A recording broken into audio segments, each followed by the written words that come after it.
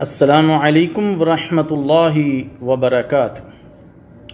سیدنا ابی ہریرہ رضی اللہ تعالی عنہ سے روایت ہے کہ رسول اللہ صلی اللہ علیہ وسلم نے ارشاد فرمایا، اللہ تعالیٰ کا ارشاد ہے کہ 3 طرح کے لوگ ایسے ہوں گے جن کا قیامت کے دن میں مدعی ہوں گا۔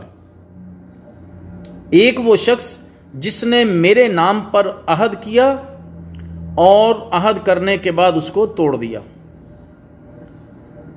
دوسرا وہ شخص جس نے کسی آزاد کو بیچ کر اس کی قیمت کھائی۔ اور تیسرا وہ شخص جس نے کوئی مزدور اجرت پر رکھا، اس سے پوری مزدوری دی لیکن اس کی مزدوری نہ دی، یعنی اس کی اجرت نہ دی۔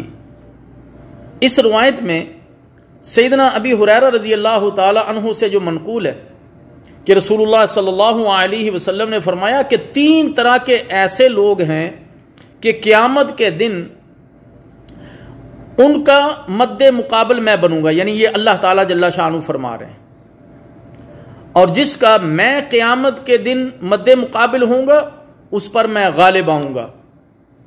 ان میں سے پہلا وہ شخص ہے جو اللہ تعالیٰ کے نام پر کسی سے عہد و پیما کرتا ہے، پھر بدعہدی کرتا ہے، یعنی اس پیمان کو، اس عہد کو، اس قول کو وہ توڑ دیتا ہے۔ دوسرے وہ جو کسی آزاد کو پکڑے اور پھر اس کو بیچ دے، کسی آزاد آدمی کو پکڑے، اس کو جو ہے وہ بیچ کر اس کی قیمت کھا جائے۔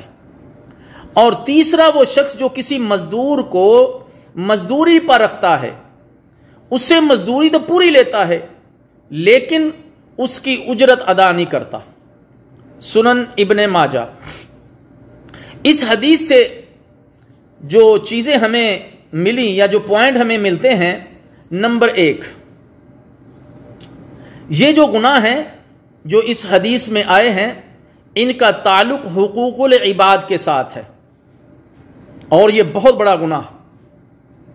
اور دوسرا عہد شکنی، یہ ویسے بھی کبیرہ گناہوں میں سے ہے اور اسے منافقوں کی علامتوں میں سے ذکر کیا گیا ہے۔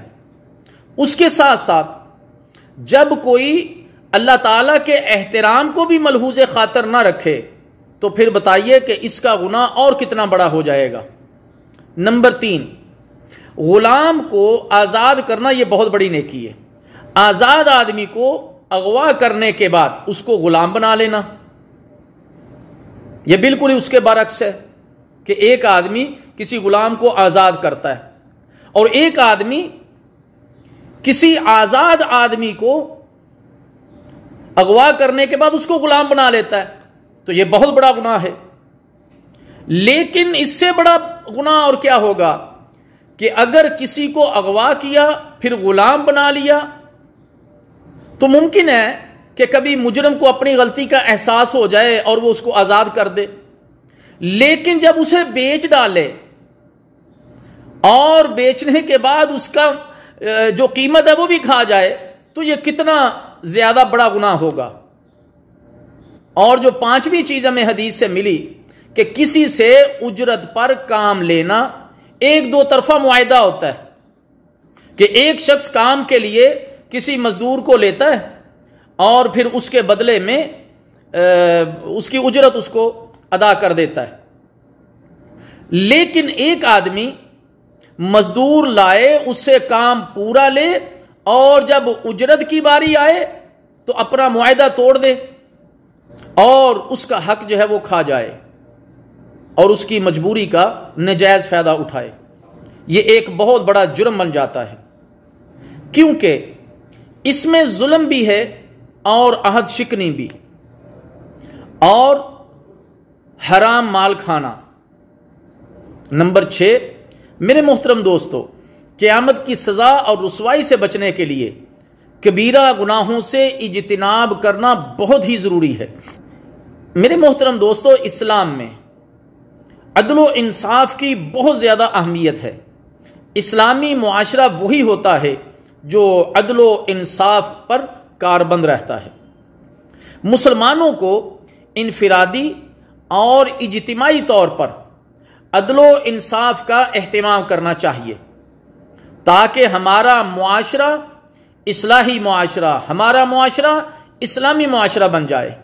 اللہ تعالیٰ جل شانہ سے دعا ہے کہ اللہ تعالیٰ ہم سب کو اس پر عمل کرنے کی توفیق عطا فرمائے۔